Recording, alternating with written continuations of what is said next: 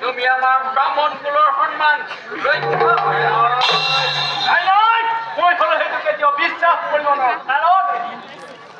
পঞ্চকৰ্মৰ ব্ৰাহ্মণ হলে মধ্য ঢুকি নাপায় কৈছে যদি